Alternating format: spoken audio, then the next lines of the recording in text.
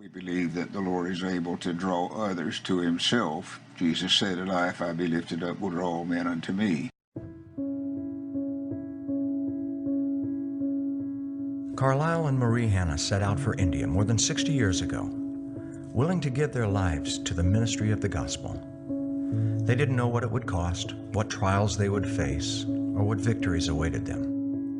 They simply marched forward in trust and obedience. Within their first year of language school, tragedy challenged their calling. Sheila, their infant daughter, died. This would be one of the most difficult things a new missionary can face.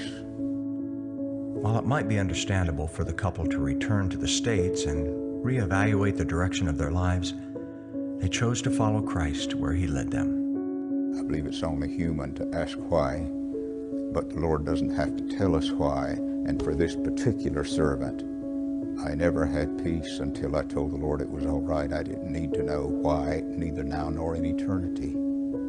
But I was his, and I was his servant, and I would live for him, and I would serve him. They buried their baby girl in India.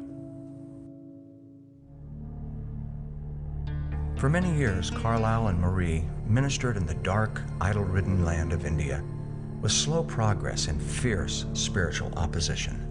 I've been in many places in India where the darkness is dark enough to feel it, and except for the presence of the Lord in my life, it was though it would engulf me like a fire engulfs a building. Carlisle traveled from village to village preaching to any who were willing to listen.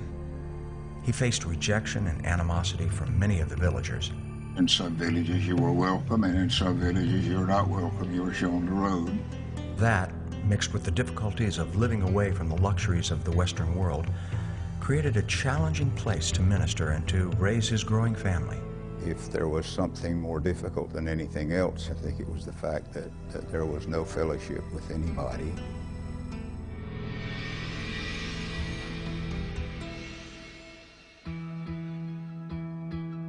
Still, amidst the difficulty and challenges, their steady plodding and unrelenting obedience to share the light of Christ began to yield fruit.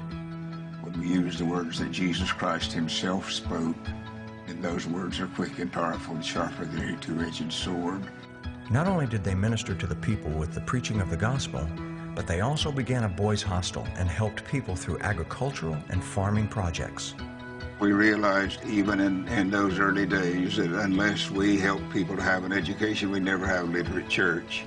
So most of our leaders today have gone through high school and through college in our hostel in Sonapur. The couple encouraged the growing number of village churches by hosting annual conferences. The whole setup of the conference has been that it would be a celebration, a time of worship for our church people who are isolated in villages, and they come together, and it means much for them to see that there are other Christians, because often they think we're just these few in this village. Through the years, the small number of converts has grown to approximately 300 churches and more than 7,000 attendees at the annual conference.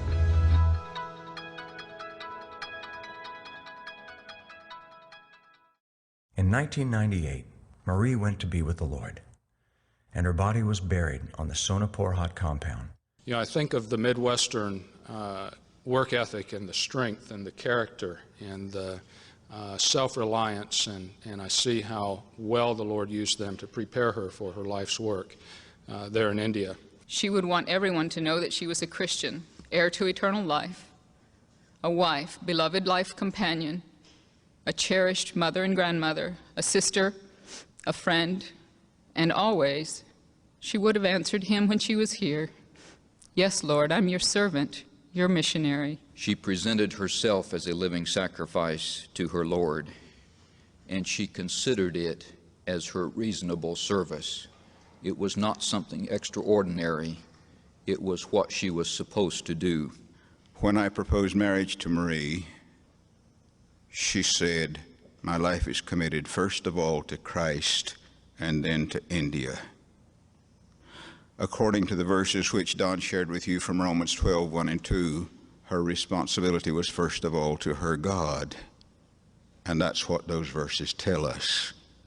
And so she was responsible to him, and she would not have a husband if that husband would keep her from fulfilling her responsibility to her God.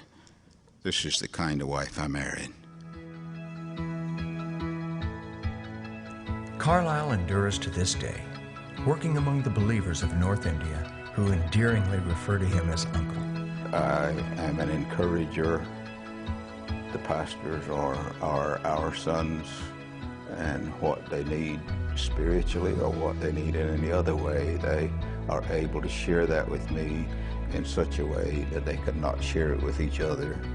Carlisle was recognized by his home state of South Carolina for his service to the people of India. Governor Jim Hodges honored him with the Order of the Palmetto. We as a denomination can take great encouragement and inspiration from the witness of our brother and sister, Carlisle and Marie Hanna. Their sacrifice and lifelong effort show us all what God can accomplish through our obedience and unrelenting trust in Him. We honor the Lord through their work and example to us all.